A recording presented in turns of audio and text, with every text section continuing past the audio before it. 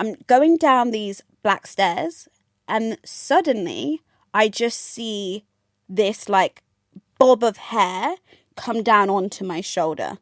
And I'm like, what is, like, it was such a mad rush. There's security people around me. And then I catch this bob, and then I turn around, and you will never guess who is attached to this bob.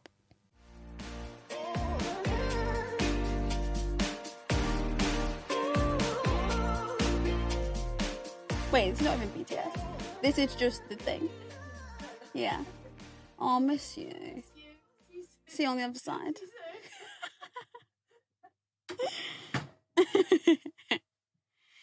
Okay. So welcome back. Episode 6. Wow, 6 episodes deep. And it is, in fact, another solo episode. It is me, myself, and I. I wanted to start the episode by saying, like, we really are always just one bad day away from what I saw the other day. And I was retelling this story to my friend last night, and it was actually her that said, we are all actually one bad morning away from this man. And this is a situation where I really do believe his intrusive thoughts got the best of him. So I'm asleep, and I wake up to this man like screaming, swearing, saying like, you almost beeping hit me, da-da-da-da. And I was like, what is going on? And like, I still live in London, but I wouldn't say I live in a rather like rowdy part of London. I live near like a busy road, but it's not like rowdy busy, you know? So I'm like, what is happening? It's so early in the morning. It must be like no later than like 8 a.m. Right? So I like peek out the window, and I'm kind of like, what is happening? And this man is stood, and it's a main road, bear in mind. He stood in the middle of the road, halting traffic, so that, because it's like 3 or 4 different streams of traffic that can go by, and there's like a yellow box and different traffic lights, whatever, but it's one of those traffic lights where 3 cars can get through max. And this man has stood in front of, he does not care. He's in front of a double-decker red bus and a whole stream of different cars behind that double-decker bus, physically stopping traffic like a lollipop lady, allowing another stream of traffic on the other side to go round so that more than just like 3 cars can pass. He's stopped at this current time, and I've got this on video. He's stopping maybe 1, 2, 3 streams of traffic across, 3 or 4 different lanes, because this side over here can't go either because they need to cross over, and he's stopping it up here. And I was so fast for a second. I thought, oh, is this someone, who is like drunk, or are they like, no. The more I was listening to him, the more I was like, oh, this is someone so coherent, but is so done with the morning traffic. Anyway, the kind of ending of the story is he stops, and he's doing this for maybe like 5 solid minutes.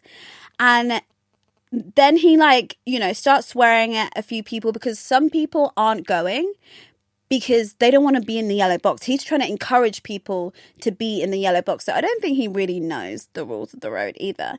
But anyway, he then decides to stop, and I see him walking down the road, and I'm thinking, what is he doing? Where's he going? Because, I'm nosy, and I'm still looking out the window. And then he jumps into the car that is at the very front of the queue. So this man was so frustrated with the morning traffic in London, he got out his car. He walked all the way up the road to where this main road was, and physically stopped traffic to kind of get rid of the congestion. And me and my friend were laughing so much at this story, because we really are all one bad morning away from doing something like that. Okay, so I kind of wanted to talk about a little update from me. So what has been new this week? So I finally, praise and joy, I started working for a few days this week. which was very exciting. It was my first time back on a film set for a very hot minute. So I really, really, really did have to just completely... The ADHD medication had to be taken with haste. Because, I don't know, I think when I'm away from it, I completely forget how all-consuming and intense it is, and you know your mind needs to be on multiple things at once, and I wouldn't have it any other way. But it is, you know, it really is sink or swim, because it is a crazily intense schedule, and I honestly wouldn't have it any other way. And I don't know, although I do have mixed feelings about taking my medication, I think anything that is going to just sharpen the mind, I'm down for, even if it is just on certain days. So that's a win. I'm going to talk about some of the wins from this week. I feel like last week I was talking a lot about rejection, and I'm not gonna lie to you, I did get a few more rejections this week. I applied for a writing, not like a fellowship, but a writing collective with Edinburgh TV Festival. Didn't get on. They sent me a rejection letter, and I knew towards the end, it was, you know when you skim read something, and the first thing I saw was the very end that was like, thank you for taking the time to apply. And I thought, they're not thanking you to take the time if you've got on. So unfortunately, you know, a few rejections, but today we're only going to focus on the wins. And I worked, I loved it, enjoyed it. I also went to, oh my goodness, the most exciting thing that has happened to me for a hot minute. I went to this Q&A and screening of The Studio. It's a Apple TV show, if anyone hasn't heard of it or watched it, and it's kind of a comedy, comedy. Yeah, I would say comedy. I was going to say comedy drama, but like I would say more comedy than drama, about the ins and outs of someone who's a head of a studio, a film studio.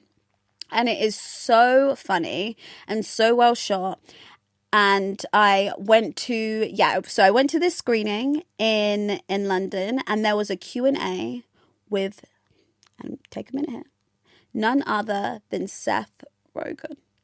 And I wouldn't say I'm someone that like fangirls a lot. Like, don't get me wrong, I get very excited about meeting people that I've seen on TV or that I, admire. But I feel like when you work in film and TV, you're so focused on the job and, surviving and making sure everything goes, according to plan. There sometimes just isn't time to be fangirling in that way. But because this was an event and someone that I've grown up on Seth Rogen and Evan Goldberg. I've grown up on their movies, like Superbad and Pineapple Express and The Interview. Like, I feel like their movies have changed, obviously, quite a bit as I've grown up. And I feel like I've also changed with it. So when I saw them at this Q&A, I lost my mind. And I feel like with every answer he was giving, I was like, pretending like he was really talking to me. Like, it was, there was no decorum about how I was on that day. But it was one of the best Q&As. Actually, one of the best Q&As I've ever been to, actually. Mainly just because the questions were so well thought out by the moderator. He said something, and I don't want to misquote this, so bear with me. There was something he said in this Q&A that really resonated with me. And I think he had said people, ask if this is a show that is satire or not. And I don't know, he kind of said, I don't think it is, because satire is normally taking something of, a higher importance or something super political and turning it into, and turning, you looking at it through a comic lens and, the absurdities of it. And we're taking something which for most people isn't as important and making it the highest of importance. And, you know, that parts of filmmaking really is like that. And I think although art is political and is so important, and you know, it really is my life, I also think you can't get so consumed by it that it, you know, makes you forget your humanity or why you're there in the first place. And I feel like the best person that reminded me of that could only be Seth Rogen. So that was an incredible experience. So it's been a good week for Ashley. It has been a good week. I absolutely love Apple TV. And honestly, I shouldn't be giving them a free shout out, but they get this for free one time and one time only, because I don't know if I'm just really super late to the party, but I had never really been like an Apple TV girl. I didn't think they had it going on like that. And I was, you know, I've been going through it over the past month or two, and I'm like, there are huge shows with huge actors. There's a show called Shrinking with like Harrison Ford in, like 3 seasons deep. And I'm thinking, how is this show I've never heard of 3 seasons deep? And it's the same with most of these shows. Like, they're not even like 1 season shows. They're like 2-3 season shows with these huge actors. And they just don't advertise at all. And it is like low-key a flex, ? So I don't know. Apple TV, I think, might be the winner for me when it comes to the streaming platforms at the moment. I've been really getting into it. But anyway, that is a rough update from me. Now I'm going to get into it. We've just come off the back of Paris, London, New York, Milan Fashion Week. And I was just speaking to my friend about it the other day. I love fashion weeks. I have been very fortunate enough that over the few years, I've gone to a few shows with one of my friends who works in film, and she took me as her guest. I was very lucky to go, and I thought, can I tell this story on the podcast? Yes, I will. And honestly, when I'm hoping she'll come on the podcast and she can maybe tell it from her POV, but I feel like I want to tell it from my POV. So let's take it back to a few years ago. I was at my first, I think this one was Milan Fashion Week, and I was so excited and so nervous. I had put together my own outfit because, you know, a lot of the time the celebrities who go to these fashion shows are all dressed by, you know, the big fashion houses, and everything is sent over to them and they have all these fittings. But if you're a guest, you're not going to be getting, you know, that type of treatment, and you're not going to be dressed by these designers. So what did I wear? I'm pretty sure everything was like high street. My whole outfit cost less than £100. I had turned like a shirt into something different and turned a dress into something different and made it into one dress. And I was very excited about my outfit. And honestly, like I was kind of like low key, I was kind of proud of this outfit actually, because considering the time I had to prepare and what I actually was using, it wasn't bad. But anyway, so I'm at this fashion show and I'm just so grateful to be here. I'm not saying a thing. I'm watching, I'm enjoying it. And it comes towards which show was it? I think it was Prada. I'm at a Prada show and it's, you know, coming to the end of the show, and as everyone's, you know, kind of leaving, and the set design was insane this year, but it was all, the whole floor was all like black sand, and black sand going down into the steps as well. So it is quite hard to see. Everyone, you know, once the show's done, everyone's just trying to get to their cars or leave or go to, you know, reception, So I'm, you know, trying to leave. I've lost my friend because we were sat in separate places, and you know, I'm going down these black stairs, and suddenly I just see this like bob of hair come down onto my shoulder. And I'm like, what is, like, it was such a mad rush. There's security people around me. And then I catch this bob, and then I turn around, and you will never guess who is attached to this bob. It's Anna Wintour. Of all the people that could have fallen onto me, it's Anna Wintour. And I was freaking out. And I think you have these Italian, maybe they're American. I don't know. I didn't hear the accents. They looked Italian. Security people. And I don't know if it looked like I was doing something untoward or what. But like, I low-key have like just caught fashion on my back, ? And, you know, we get to the very bottom of the stairs and she turns to me and is like, thank you, you know, and kind of walks off because I feel like she's so pristine and well put together. And like, I have never been around someone that makes me feel like they're royalty. You know, she is who I imagine royalty to be like hundreds of years ago, like a force. And that is how I felt when I was around Anna Wintour. It was one of the most surreal moments of my life, I would say. And it was so hectic. So yeah, it was honestly a very, very crazy story. But I don't know if I'll ever have another fashion week or fashion story that can really outdo that. Like, who else can say that, honestly?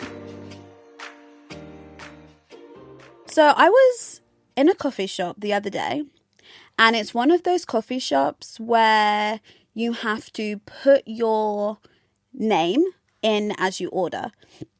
So I put my name in as I order, and I'm waiting for it, and this man screams, and I'm really not underestimating, screams out loud, felt like in my face, my name. And I was so embarrassed. And I remember thinking, this shouldn't be embarrassing though. Like, this isn't actually an embarrassing thing. My name is Ashley.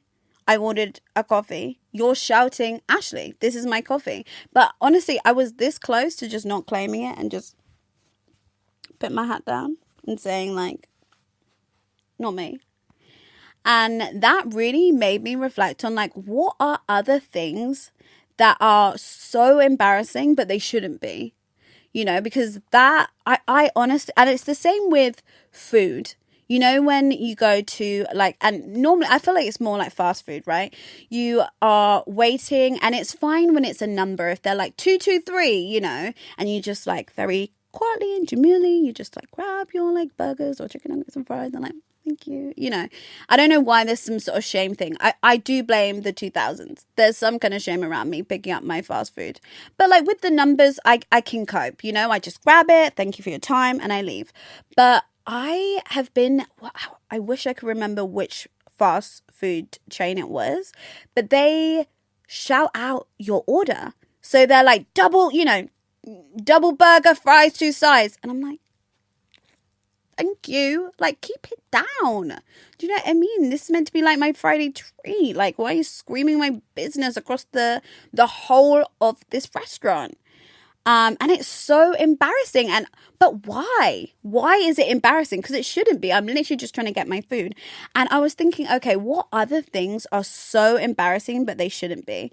And in the same realm of food, you know, when you're in a, I don't know, like a Five Guys, and they don't have sauces, you have to put it in those white little paper cups.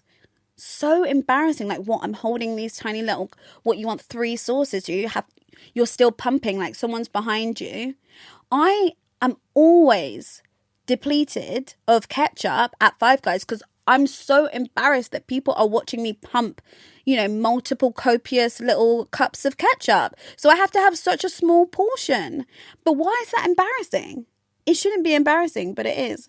And what else did I think was so embarrassing? I mean, the obvious ones, which is like waving at someone, you know, when you don't, and it's honestly even worse when you're waving back at someone. You don't even know if you know them, but you're just trying to be polite because you think, I don't know you, but you obviously know me. I don't want to make you feel embarrassed. Lo and behold, you turn around. They're not even waving at you. Literally, I could be sick in my mouth at that. Like, it is so, so, so embarrassing. The same as what happened to me the other day. Oh, me and this lady. And like, maybe it didn't go on for this long, but it felt like time froze in its place and we were doing this dance. So, you know, when you're walking down the street and you have a minute to be like, okay, will I stick to the right or will I, you know, kind of sashay to the left? And you're kind of doing a dance with them and they're thinking the same thing. And like, sometimes you're lucky and you both lock minds and they think, and they kind of say to you, I'm gonna stick to the right. And you say, yeah, I'm actually going to stick to my right. So you do the opposite, right? This day was not one of those days. Me and this lady were going left, right, left, right, left, right, continuously. I mean, I want to say it was for 10 minutes. Obviously it wasn't, but it felt like time moves slower than normal. And it got to a point where I was like, we're never going to get out. We're going to be here for hours. We're never going to get it together. Eventually, I just had to stop. I stopped and I just allowed, like I do when they're cyclists, just allow them to go around you. And then I will continue with my day once the danger is past. And I just, honestly, for a good few minutes after that, I just could not. I was cringing at myself. And like, God, it's not even an embarrassing thing. Like, we're all just trying to walk out here. What is another one that I was thinking about? Oh, holding an umbrella. Holding an umbrella in general is, I think, embarrassing. Like, I don't want to get wet and I always will hold an umbrella, but there's so much that can go wrong with an umbrella. It can break, and God forbid it goes inside out. Because that is, I would say that is one of my top 3 most embarrassing things to happen. Because like, what, I can't even control an umbrella? How is anyone meant to trust me if I can't even control an umbrella? How am I meant to raise kids if I can't even control this like tarp with a few wires coming out of it? Do you know what I mean? It is so, so, so embarrassing. What's another? I'm gonna think of 1 or 2 more and then I'm gonna move on. But like, oh, I know. And this one is a big one. Putting your luggage up in the like luggage compartment and taking your luggage off at the airport or on a train.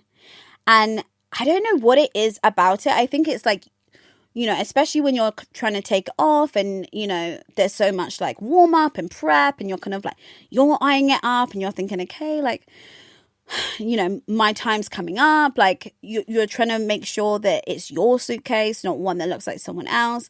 And if you're anything like me, I'm a huge shopper. So I know, like, I'm not actually 100% sure if I have the gusto to pull this bag off. I'm frail. I've had a however many hour flight. I'm dehydrated. I'm tired.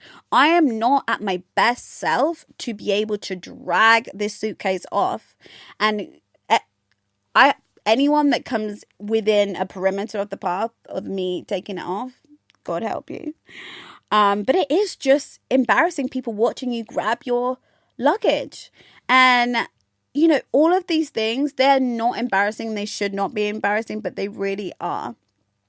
And do you know what? Talking about baggage and the airport, this actually leads me perfectly onto the nemesis of the week. And the nemesis of the week is similarly to last week's nemesis of the week. These are a group of people that like to grab, close their eyes, chuck, and just hope it lands. The people we're talking about right now is the airport baggage people. And I want to preface this first by saying I do not believe that they are paid nearly enough. And I wish they were paid more, because I do believe if they were, maybe they would take a little bit more care with our bags. And that's the airline's fault. And I'm blaming the airlines. I'm not blaming the baggage people. But they do close their eyes and they chuck. And if it lands on the plane, great. If it doesn't, it doesn't. So they have to be on the nemesis list. Because what happened to me a few years ago, I think I was going to New York. And granted, I'd bought this suitcase from Brixton Market. Okay, but it was brand new and there was nothing untoward about it, I don't think. It looked like pretty sturdy to me and like it could take, everything I packed in it. So I don't know. Anyway, this suitcase, when it went onto the plane, had 4 wheels. When it came out, it had 3 wheels. Like not, a few it was roughed up as well, but like not just a few dents here and there. And then the wheel clean off, nowhere to be seen. And like, do you know how hard it is to drag a suitcase over 3 wheels? Impossible. Absolutely impossible. I mean, luckily at the time, I think the airline I was flying with were really good. And they just gave me a brand new suitcase, which makes me think, there's a problem. They had a bunch of brand new suitcases locked and loaded, ready to hand out. Like, there's some kind of issue here. But like, come on, we need to take a little bit more care. And at the end of the day, a suitcase is a suitcase. But I was watching a video online and it was about a wheelchair user who had said, it was like the 3rd time their wheelchair had been broken. And I think, we already live in a very, very, very ableist world. And it's one thing, I think, damaging, a suitcase or even a pram. I'm not saying it's right, but you can always go to the country you're traveling to or when you get back and just buy a new suitcase or buy a new pram. But with a wheelchair, like that's someone's means of, mobility. And 1, it's not cheap, but 2, it's also like most of the time they're custom made. Like it's not just you can pop to the shops or go to the airport and just get a standard wheelchair. Like these are custom made. And I think it honestly wasn't something I'd ever even thought about. And I guess that's another problem, that it is probably most of the time it's people who do have disabilities or mobility problems that are having to speak up about it and speak about it. And it actually should be a problem and something we all speak about, because it's already so difficult for people who are in wheelchairs to travel. There's just so many barriers for people already to travel. I just think like the very least you can do, chuck all of our bags. If you need, listen, I hold my hands up a tribute. If you need to chuck someone's stuff, fine. Chuck a few suitcases. But I think we really do need to be taking care when it comes to the wheelchairs. And I think we can all, be a lot more aware. And I feel like I'm someone that's still very, very, very much learning. And I don't know, I guess there are some people who are born disabled, but there are also a lot of people who become disabled and have to be in a wheelchair. And I think it's something that could affect any of us, and you never know when. So although it might not affect you in your day-to-day life now, there's, it's not to say that it's not going to affect you in the future. And I don't know, it's something that I wanted to talk about and mention, because I think it's important that it, there's awareness around it. And I don't know, I guess some more awareness around ableism in general. And I think it was on Instagram, a very reliable source. But, I did my fact checking. This post was actually correct, that Alton Towers have changed their policy for the access pass. And they've removed access for temporarily. They're trialing it out for ADHD and autism. I mean, I didn't actually know that if you had ADHD or autism, you were eligible for a separate access pass to go, in a separate queue. But I don't know, I am someone that loves to read the comments. And when I was reading through them, I thought, oh, it's completely divided on this topic. And, honestly, I'm a classic Libra. I can understand and see, all sides of the situation. But I don't know. On one hand, there are people saying that, it is a bit of an ableist move, especially people with very, complex autism or complex ADHD, and they generally struggle in crowds. It's taking away an opportunity for them to be able to go to these spaces or go to these spaces safely. And then on the other hand, there were people who were speaking up who had ADHD and autism, but said that although it is difficult for them, it is something they can still manage. And I don't know, I'm interested to see what people who are listening to this think. I think maybe it should be done on a case-by-case basis, because I don't know, for me, I'm someone that definitely struggles more in crowds and gets overstimulated, but I have, you know, a lot of tactics to be able to do things still, but not everyone has that type of support and has all those tools. So, you know, I feel torn, but it was definitely interesting to see. And, you know, I understand that there was such a high volume, they needed to sort something out, but I don't know. And I don't know the answers, but I just found it a very interesting kind of point of discussion. Actually, I said I was going to get out this episode. This is something new that I've bought. I've been got, everyone. I've been got by TikTok Shop. And I don't know if I'm ever going to use this in the workplace, because I do fear if I use this on a film set, I would be asked to leave. But I need everyone to hear this. Stay away. I'm overstimulated. Back away slowly or approach at your own risk. I'm obsessed. So if I am ever I'm going to use this with my family 100%. If me or any of my siblings start beefing, I'm going to just press this button and stare them down. I typically don't shop on the like TikTok shops, Temu, AliExpress, because this is what happens. This is what happens when I'm left to my own devices. And also, you know, for the environment and for the planet too, I care about that, obviously. But this, is it just me? I'm obsessed with this. One more time. Stay away. I'm overstimulated. Back away slowly or approach at your own risk. So yeah, I'm pretty covered when it comes to tools. What am I plotting this week? So this week I was plotting, I don't know, what have I been plotting? This week I have been plotting actually how to be more mysterious. And I know what you're going to say. Ashley, you have a podcast. There's no way you can be mysterious. But I have to believe there's a way that I can be mysterious and still have a podcast and tell people, you know, what's on my heart and mind. I don't know, but maybe there's no in between. But I've been really trying to be like, how can I, especially within dating, because I feel like I'm someone that is so open when I meet new people. And, you know, when anyone new I meet automatically has my respect. You know, respect can only be taken away. And maybe that's a bad thing. But I would love to find a way to be a mysterious girl.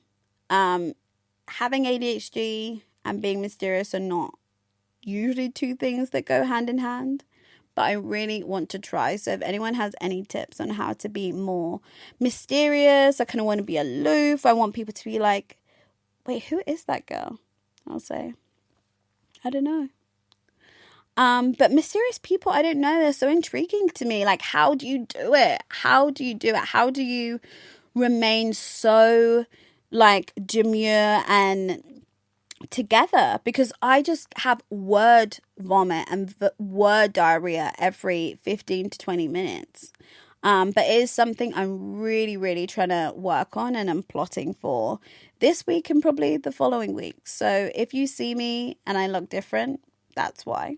That is why. The other day, I was speaking to my therapist, and I don't know how we got here, but, you know, as anyone who's listened to this podcast, you can only imagine the twists and the turns I get to with my therapist. She's a saint. She is a saint.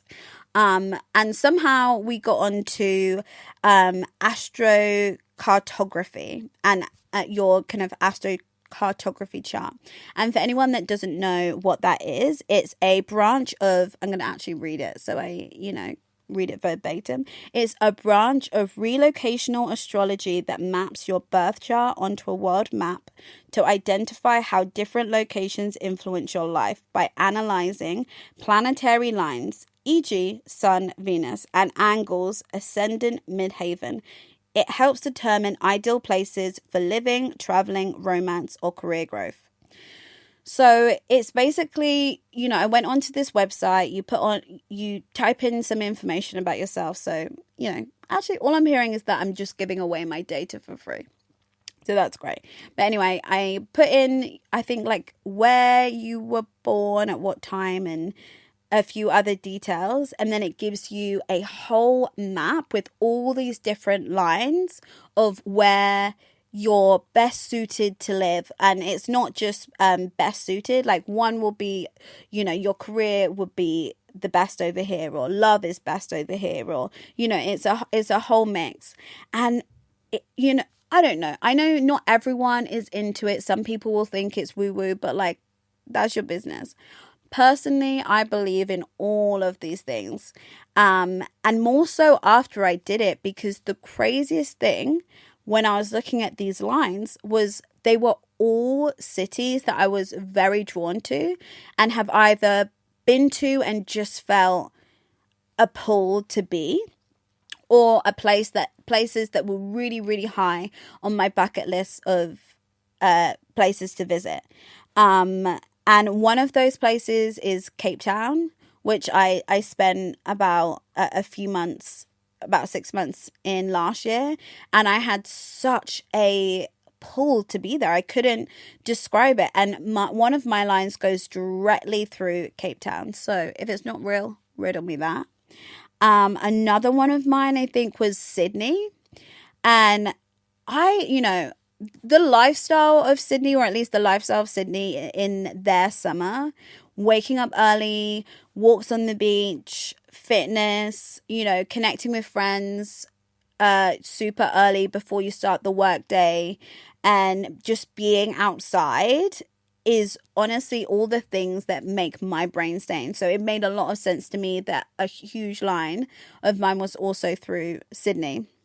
I actually almost booked a holiday to Sydney because I just lost my goddamn mind, honestly.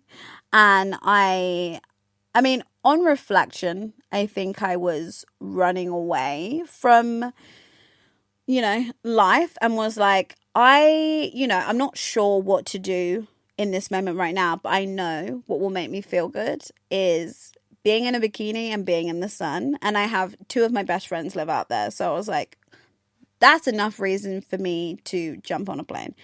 Luckily, I came to my senses and realized that, going there with no plan, with a week's notice, spending my savings is not, probably not the move. But I was this close to being, kind of saying like, fuck it. And sometimes, I don't know, and I'm not sure if this is a universal feeling, but every so often I do get the inkling to be like, should we just shake it up and like blow up my life, but not in like a negative way, in a way that is like, let's blow it up for it to, to restart or change it. Like, I'm not afraid. I'm like, have no fears in moving countries and starting again. And by the way, this is not me saying I'm going to move countries and go to Australia. I feel like I'm going off on a tangent, but I'm just saying that I am someone that is not afraid to do that. But I didn't do it, and actually, thank goodness, because I think it would have been a huge mistake. But Sydney is definitely high up on there of places that I feel like, I don't know how or when, but I see myself being there in the future. Okay, so I'm gonna finish on, what was I watching the other day? I was rewatching Vampire Diaries, and I rewatched Vampire Diaries every few years I like to get back into it. And I don't know, it's one of those, I wouldn't say it's a comfort show, but it's definitely a show that brings, you know, some kind of what's the word? Not euphoria. Oh, that's gonna really annoy me. But anyway, it brings me, no, what is the word? Nostalgia. Oh my god. Dana, big love to you. Nostalgia. Okay, rewatching it brings nostalgia for when I was a teenager and watching it. And if anyone has watched Vampire Diaries, you know the characters. There's a character called Klaus who at the start there's no question about it. He's a villain. He kills multiple people, you know, no remorse. In all matters of the fact, he is a villain. But over time turns more into an anti-hero.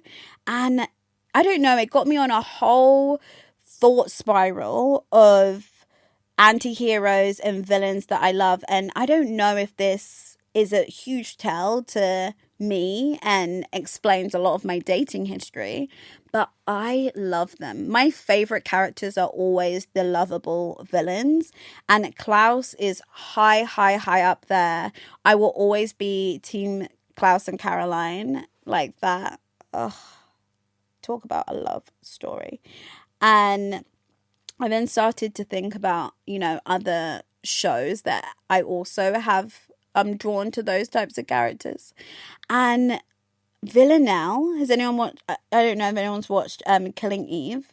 Like, I don't know, maybe, you know, maybe it's great writing, or, you know, I have some kind of like complex like savior complex where I'm like, you know, they did all these horrible things, but, you know, look at this one nice thing they did. It's not looking good for me in the future. But Villanelle is one of my favorite. I don't know if we call her an anti-hero. I think we'd just call her a villain. And, you know, she's a assassin that hunts and kills people for sport and for money. Yeah, she'll do one nice thing and I'll be like, I don't know, she's not that bad. Do you know what I mean? She has a little bit of, you know, she'll have this like electric chemistry with Eve, who's played by Sandra Oh, and Villanelle's played by Jodie Comer, and they have this electric chemistry, and I just think I forgive her. I actually do forgive her and think that, you know, is she that bad? Like, half the people she killed don't seem like great people anyway. And it's so crazy. It's so crazy that a show can make you feel like that. But, like, she's one of my favorites on that show. And what are some others? Some others that I was really reflecting on. Gru could steal the moon. Gru from Despicable Me. He's the guy who is he's a villain. He's a thief. But he adopts these 3 tiny children. If you adopt children, yeah, actually you can steal the moon. And I don't see any issues with that, because yes, he's a burglar and he is a villain, but he loves kids. And how crazy is that? So I don't know is that a toxic trait? I don't know, but the villains are actually my favorite, and anti-heroes are my favorite characters in any shows, especially when it shows that level of character development and you see all these different sides. Like, who really loves a hero, you know? Like, okay, you get it, you save everyone. Do you know what I mean? It's kind of like, I don't know, it feels like teacher's pet-esque, like, I know it all. Do you know what I mean? Like, I don't know, they're kind of annoying. But an anti-hero, they're the people I want to see on the screen. Okay. Well, I want to thank everyone for coming back to listening to me. To anyone who's new, thank you for listening. Just a little update from me. I think with my schedule and everything that is going on, I want to be able to make sure I'm consistently bringing good regular content, but I think to be able to do that, I'm going to change the scheduling of the podcast to be once a month, the first Thursday of every month, be there or be square. I have got some exciting guests coming up. I think this will be potentially one of the last solo episodes in a while. So I'm very excited. Definitely look out for that. And thank you for sticking with me and just being here on the journey that is my brain. I appreciate you. I love you. And I will see you next time.